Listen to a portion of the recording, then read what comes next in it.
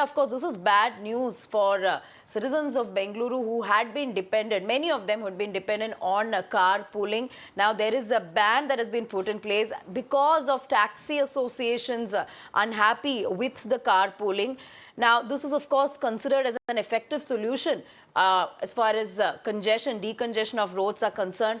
How are people reacting? How is an average Bangalorean reacting to this ban? Many are calling this unreasonable.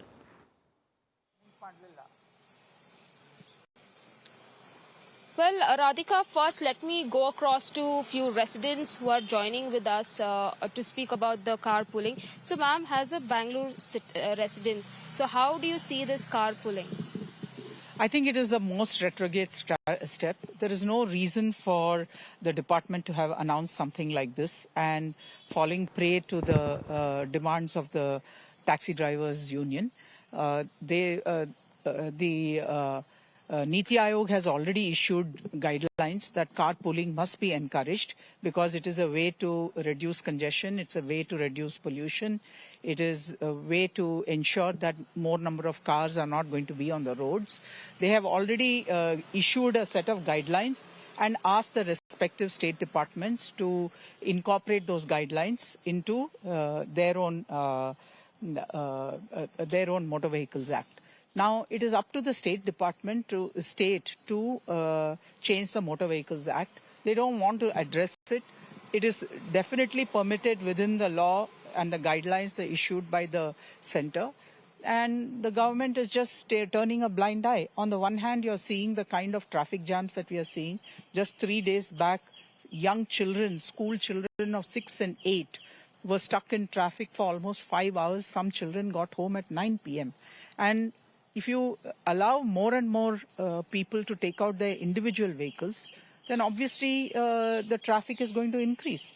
So we are going to take it up very strongly from BPAC with the Chief Minister, the Transport Minister and the Deputy Chief Minister, saying that this has to be amended and this has to be changed. You must allow carpooling, and that is the right way to do things. Sir, so now that most of the IT BT employees only use these carpooling apps to, reach their work location early. So how do you see, sir? So now the Karnataka government has banned this on Saturday. So how do you take this move as? It's a great pity. I think the new government has a wonderful chance to solve an old problem. There is tremendous employment being generated, as you rightly said, by the IT BT sector, which means more and more people are joining that sector. As organizations move away from work from home to work in office, you obviously are going to take twice the number of people into office as we did before, which means the roads have to bear it. Our infrastructure is not able to keep up with it. So it's a mathematical no-brainer that if I can put more people per vehicle, I'll have less vehicles on the road. It's not as if it's a piece of cake, right? The people who are willing to pool also have inconveniencing themselves. They have to make sure they leave at a particular time, they leave office at a particular time to be able to catch a vehicle. So they're all doing their bit to ensure that the commute is made easy. And something like this is a wonderful opportunity. I can understand we always talk of vote bank. Yes, of course, the Taxi Drivers Union, it's a very important concept. They're doing a good job, right? We had some good times. But government must realize that if 3-4 people will go in one car, for every driver seemingly affected, there are 3 times the number of people who are likely to be well disposed towards the government. And therefore, actually, it's something which they should harvest. So, well, like this, Radhika, there are a couple of, mixed comments that we are getting on this carpooling, where recently on Saturday, the Karnataka government has taken a serious step to ban on this carpooling services in Bengaluru, where after receiving several complaints by the taxi driver, private taxi driver associations, where, most of the ITBT employees who choose to, go for a carpooling to reach their work location as early as possible.